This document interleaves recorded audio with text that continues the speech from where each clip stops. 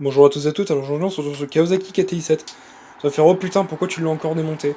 J'ai démonté tout simplement parce que j'avais fait un joint, vous voyez, quand j'avais remplacé le piston. D'ailleurs je vous avais pas fait de vidéo là-dessus, j'aurais dû vous en faire une à ce moment-là. Mais d'ailleurs pour vous montrer la tête du piston, il a pas bougé hein, depuis que j'ai changé, voilà.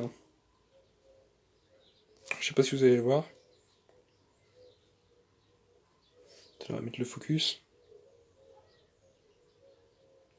Genre il est nickel par rapport à l'ancien. La seule chose que j'ai fait c'est nettoyer la tête du piston.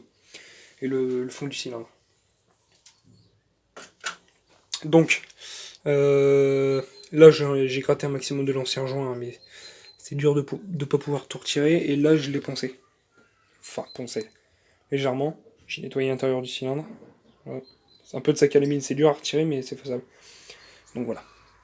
Alors, oh putain, j'ai cru qu'il allait tomber. Donc là, ce qu'on va faire, c'est qu'on.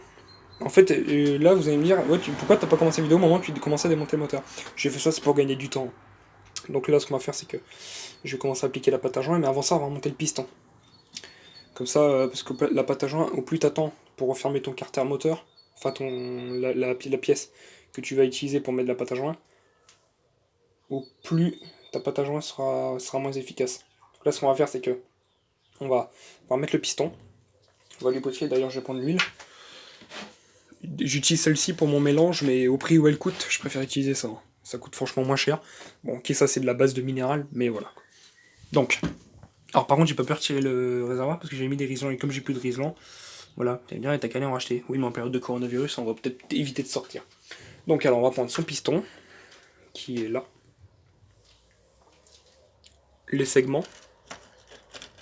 Alors, les segments, je sais pas pourquoi je les ai retirés, mais je les ai retirés. C'est un peu débile ce que j'ai fait, mais c'est pas grave. Ainsi que sa cage à aiguille et son axe de piston. Le piston, limite, on va le mettre dans ce sens-là. Je vais mettre sa cage à aiguille dedans. Et ses segments. Voilà. Bon. Alors, ça en attendant, on va le pousser. Voilà. Aïe, je me fais mal. Voilà. Je vais le mettre là. Moi, je vais vous caler et on va remonter ça. C'est quoi ça? Je crois que c'était aussi un axe de piston.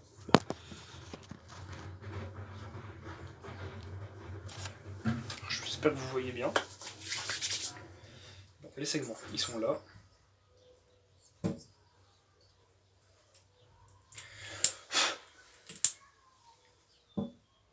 On va remonter les segments. Alors attention quand vous montez vos segments, à ne pas les casser. C'est quelque chose qui est très fragile. Oh putain, ils étaient pleins de calamine. Ils m'ont laissé une petite trace de calamine bien sympathique sur le piston au moment où je les ai descendus.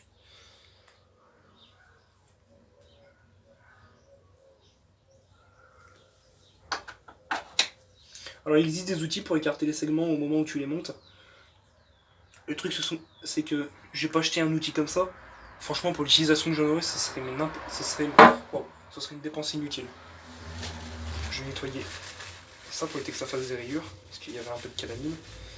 J'ai pas envie que la calamine fasse des rayures sur le piston. Surtout que le piston pour 40 ans, quasiment, bah il est plutôt nickel franchement. Après je le polirai bien mais enfin pas le produit. Je vais nettoyer la gomme seulement.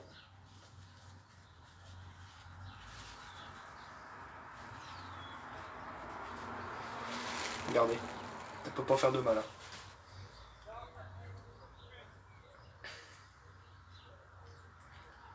J'espère que la netteté se fait correctement. Yeah. Voilà. Alors comme ça, ce piston, on n'a pas de repère pour savoir dans quel sens monter le piston.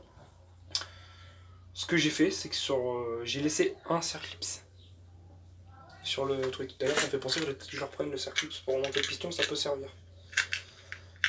Voilà. Bon.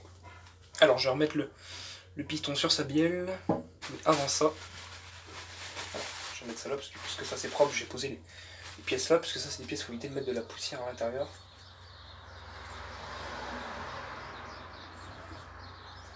Voilà, je vérifie qu'il n'y a pas de poussière. Non, c'est bon. Ça c'est good. Et là, ainsi que le circlips. Alors, le moteur.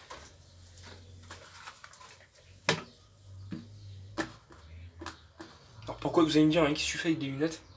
Les lunettes en fait elles m'aident à stabiliser le moteur. Parce que sinon sans le réservoir, enfin sans ça il se casse la gueule. Voilà. Bon, alors, c'est parti. Merde, alors ça je m'en serais douté.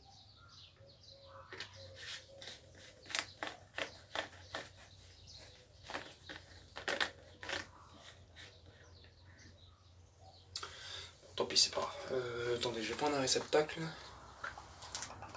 Est-ce que j'en ai un? Je sais que j'en ai un, mais où est-ce que je l'ai mis, j'en sais rien. Parce que le cabanon a été rangé. Et du coup, les choses, elles ne sont plus là où est-ce que je les mettais avant. Du coup, je suis un peu paumé sur mes outils. Je sais plus où est tel truc et tel truc. Putain, me dis pas qu'ils m'ont jeté mon doseur d'huile. Parce que là, sinon, j'ai plus rien pour faire mon mélange. Ça veut me dire si t'as ce truc là, mais quand même quoi. Bah putain, je finirai de me l'acheter. Putain. Ah, fait chier. Bah tant pis. On va prendre ça. Voilà. Puis je le nettoierai correctement.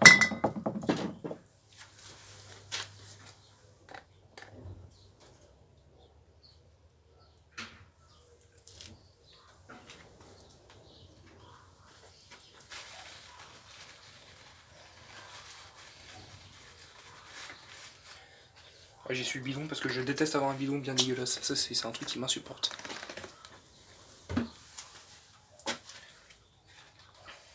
Alors.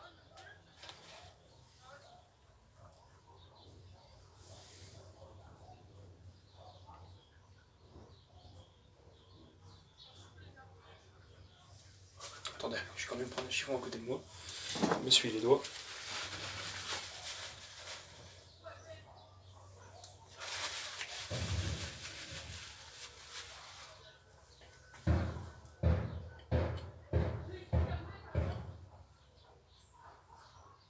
Alors, c'est sûr, ça va fumer au démarrage. Faut mieux que ça fume que ça casse. Je vais quand même prendre un chiffon propre parce que bon. Enfin, propre. Pour ça propre, faut dès que je lave d'ailleurs. Bon.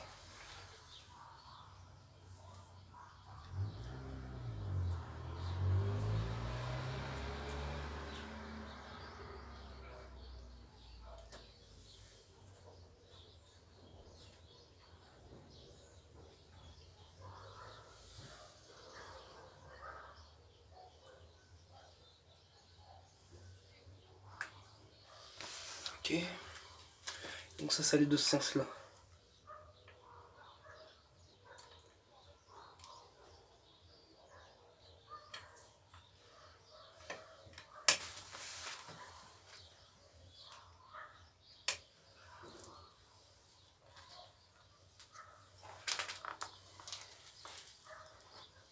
Alors comme là je vais faire quelque chose qui peut potentiellement faire tomber ça, je vais le pousser en attendant et je vais le mettre là.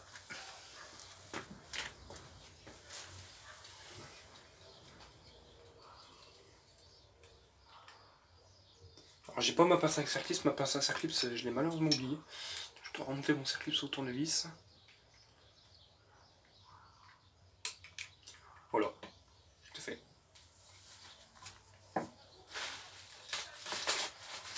Oh putain, ça j'en serais douté.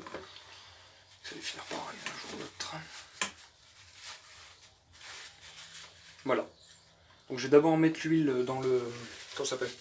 Je vais mettre un peu d'huile dans le cylindre, je vais en mettre un peu au fond du bas moteur. Comme ça quand le moteur il démarre, il est lubrifié, comme ça le temps que le mélange arrive pour lubrifier tout, on aura déjà de l'huile dans le bas moteur. Ce qui évitera en soi une casse. Alors...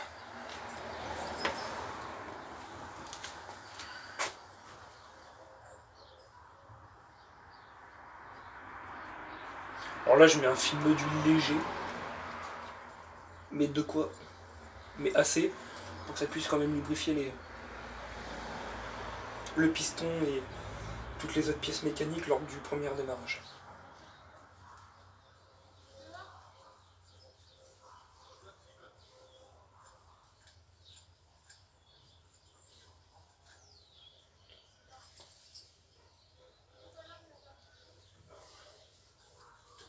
Alors oui, je suis un mec qui bombarde en huile lorsqu'il remonte un moteur. Je préfère bombarder que rien du tout, quoi.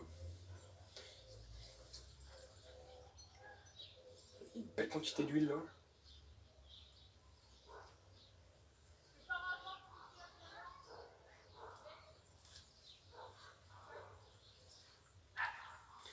Faut que j'évite de trop mettre de l'huile sur le joint de pic d'admission parce que lui aussi je vais lui remettre de la pâte à joint parce qu'il n'est pas très étanche.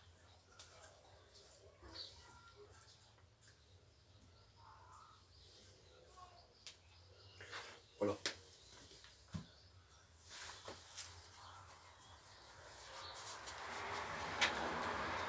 Je vais essuyer la surface du plongeon, qu'elle soit bien sèche, que la pâte à joint adhère correctement. Avant ça, je vais vérifier le tiercé du piston.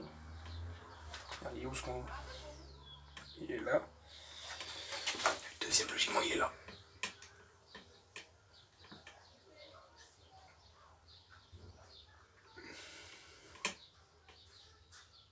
Voilà.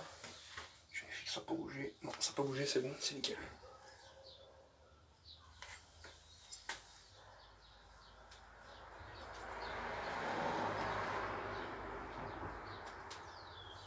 Ok, bon, alors la pâte à joint. Je vais pousser mon bocal d'huile. On va prendre de la pâte à joint.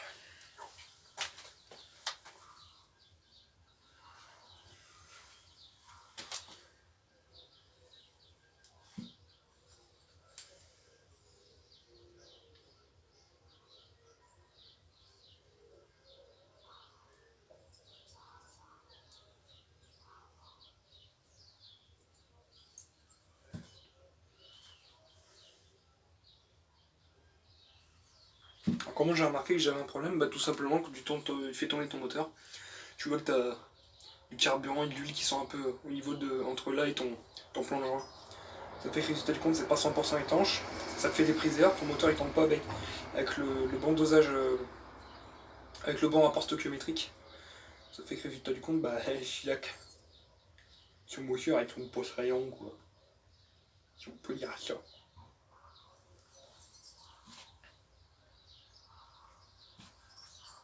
Puis comme ça sert aussi de tuto pour les personnes qui savent pas comment refaire un joint sur leur moteur, genre chose. Alors ce truc là c'est pas un truc qu'on refait toutes les 2 semaines, hein.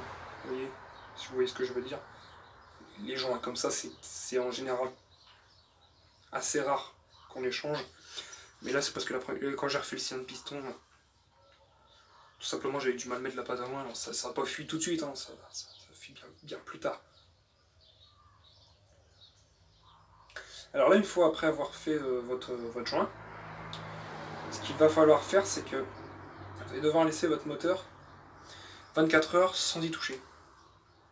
Pourquoi? Le temps que la pâte à joint sèche, c'est tout aussi simple. On va dire putain t'es en train de mettre 3 tonnes de pâte à joint. Non, c'est parce que j'en mets une petite noisette à des endroits où ça manque. Voilà. Là je vais essuyer les côtés où ça déborde. Parce que j'aime pas quand ça déborde, c'est dégueulasse.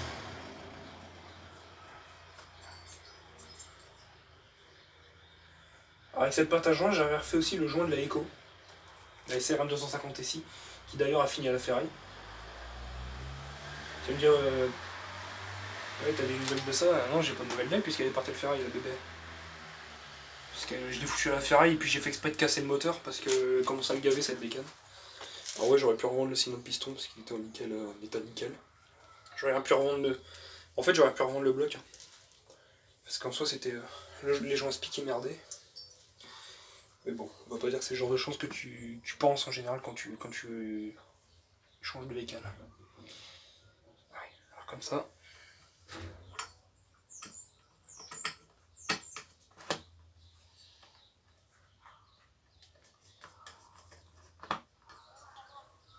Seulement qu'il a l'air d'avoir du mal à rentrer.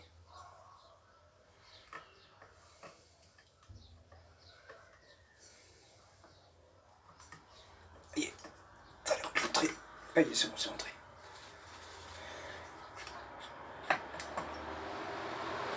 Voilà. Là, ce qu'on va faire, c'est qu'on va... Voilà, un peu comme ça pour que la pâte à jambon puisse se mettre correctement. Là, on va remettre les vis, et on va faire tourner le moteur à la main pour que les puissent... Ah putain, merde, j'ai pas remis l'huile au fond. Merde, j'ai oublié.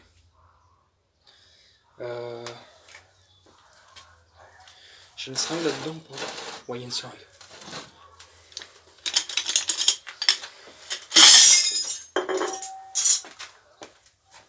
Je vais retirer le truc.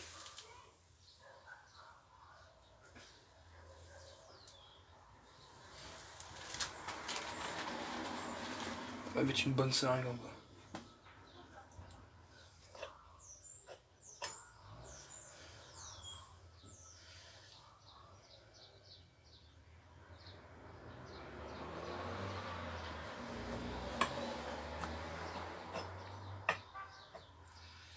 Voilà.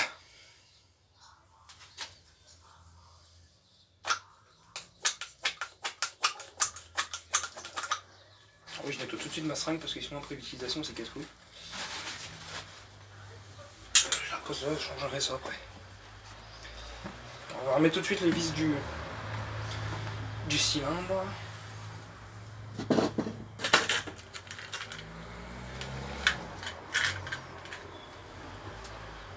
Parce que j'ai mis une patte d'ailleurs.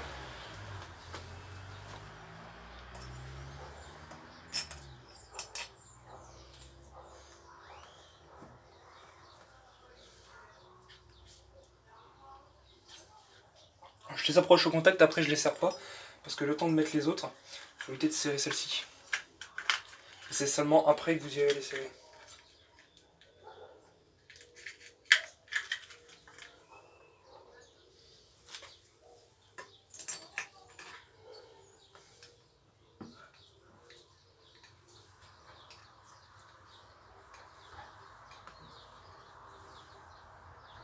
Ah oui, un truc que j'ai pas précisé, c'est que... Oh la vache. Ce week-end, dessus, j'ai fait un truc sur le moteur. C'est que j'ai démonté toute la partie allumage, et j'ai tout gratté. Alors il avait déjà un très bon allumage, mais je me suis dit je vais faire ça parce que bon, vous voyez, c'est un vieux moteur. Il mérite, wow, il mérite d'avoir un très bon allumage. Et bah là, il a un allumage qui est encore mieux. Pour un allumage à rupteur, il a l'étincelle d'un allumage électronique, donc pour vous dire. Ce qui prouve que le condensateur n'est pas cramé et qu'il est très bon. Putain, c'est du ravisser qui se passe. Ah, voilà. Par contre, le bruit ne m'a pas plu. Enfin, je clink alors que la vis n'était pas vissée à 100%. C'était pas au desserrage, ça m'a fait peur. J'espère qu'il n'y a pas un truc ou un filetage d'une connerie dans le genre qui a pété parce que là. Aïe aïe aïe, je vous dis pour les fuites.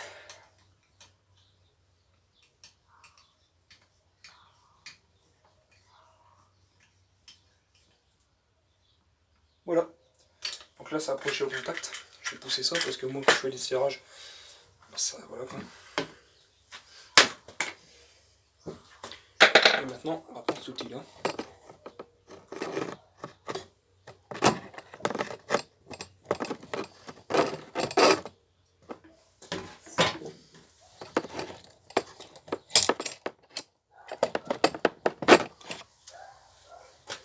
Cet outil-là, c'est, vous voyez les clés Better de chez Parkside. On met la clé dedans. Puis comme ça, ça vous fait une espèce de tournevis. Donc là, on va serrer uniquement en croix et uniquement en croix.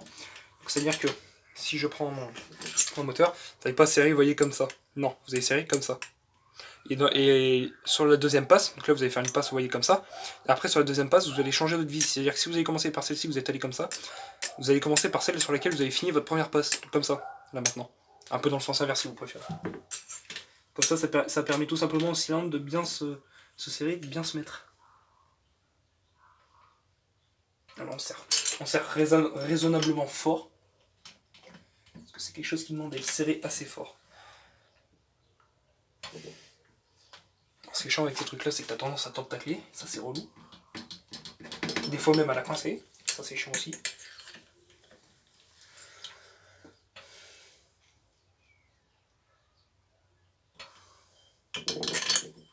pour ça que je préfère les tournevis ou les clés BTA.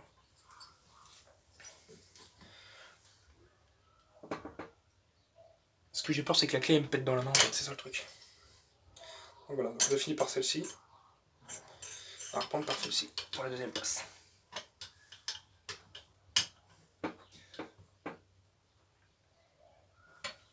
Voilà.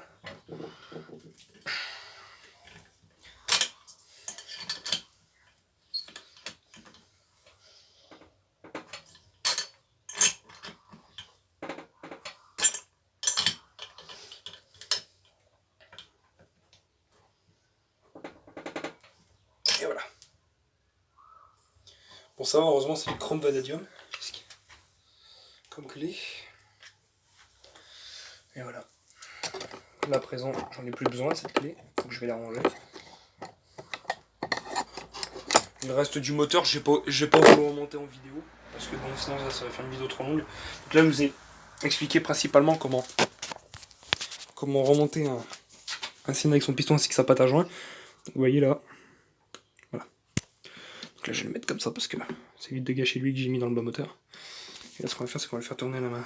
Comme ça. En plus, vous allez voir. Vous allez voir le piston bouger. Attendez.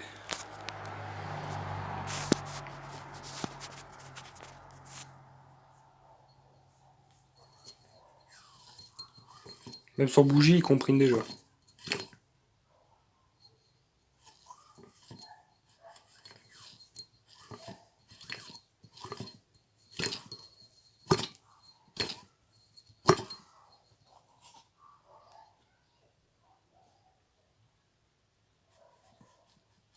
Et on a déjà une pellicule d'huile en moins. Ça, le moteur il est boifié et ça c'est parfait. Voilà, donc je vais mettre ça histoire de boucher les deux orifices qu'on appelle les lumières. Voilà, donc les lumières sont bouchées. Maintenant je vais remettre mon moteur comme ça. Voilà. Voilà, sur ce, j'espère que cette vidéo vous a plu. Si elle vous a plu, n'hésitez pas à liker, partager, commenter. Et ah oui, avant de finir la vidéo, je vous ferai une vidéo lors de son redémarrage. Bon, ok, il a tourné il y a même pas une semaine, mais on le redémarrera. Voilà, sur ce, je vous dis à plus pour d'autres vidéos. Salut tout le monde sur YouTube.